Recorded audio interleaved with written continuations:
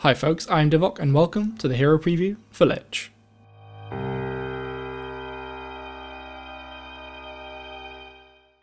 If you want to have your foes quaking in their boots before you even play your first card, then you need to play Lich in Artifact.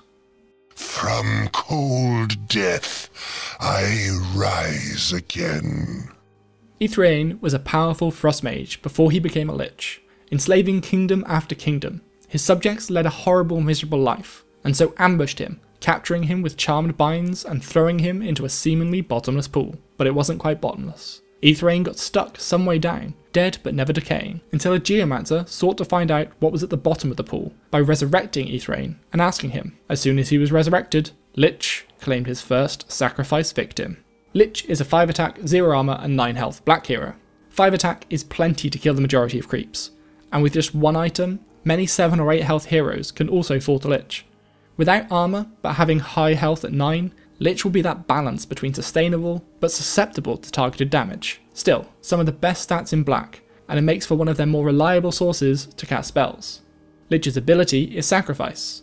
Sacrifice is an active ability that on a 2-turn cooldown lets you condemn another ally and draw a card, but if that ally has 6 or more attack, you can draw an extra card. So you can kill an allied unit in order to draw every 2 turns. That might not sound so great, but you can use it to not only draw, but to also deny gold from your enemy. On top of which you can also use it to reposition heroes, killing them so that they can return in a better lane. This works even better with rapid deployment. If you sacrifice a hero that has rapid deployment, they're going to come back the very next turn, and they're going to come back exactly where you want them, on top of giving you 1 or 2 cards.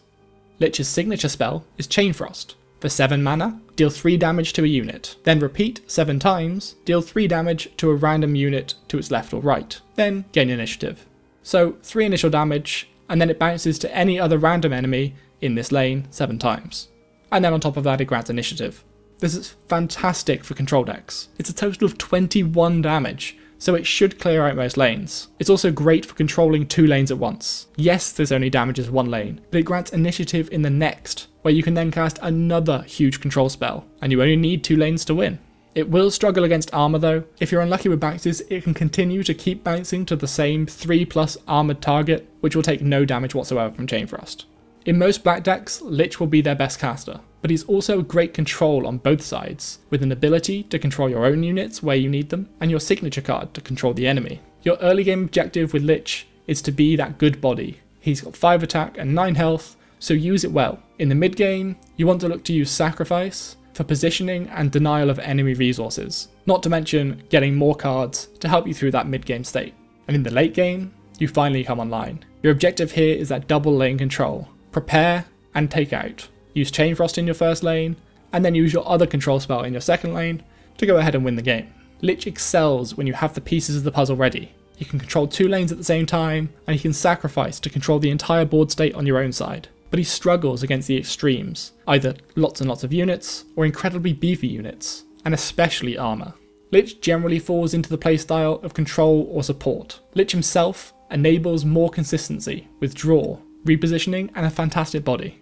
However, Chain Frost enables crazy late game control. It's a game winning spell if used correctly. To get Lich going, armor will help a lot, because he is one of the tankier units in black, so you want to use him as such. And this will help you get to the late game in order for Chain Frost to come online. But you can also look to some other mid game ramps to try and get that Chain Frost as early as possible. The general counterplay style to Lich will be aggro, taking you down before you can get to Chain Frost, or swarm and mid-range armor, which can either share out the damage or can eat the damage and not care.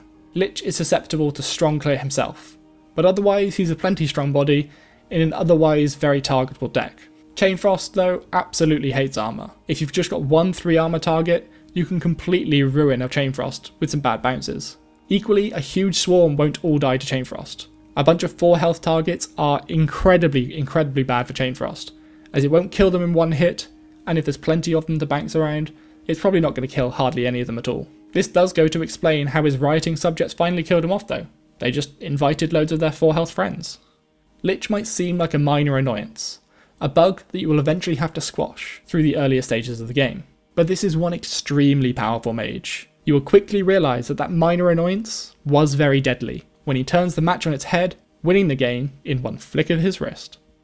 Thanks for watching the Hero Preview for Lich. Every like and subscribe really helps us out, so I'd appreciate you smashing those buttons. Also don't forget to hit the bell icon too, so you never miss another video. I have been Divok of the Artificers Guild, and I will see you next time.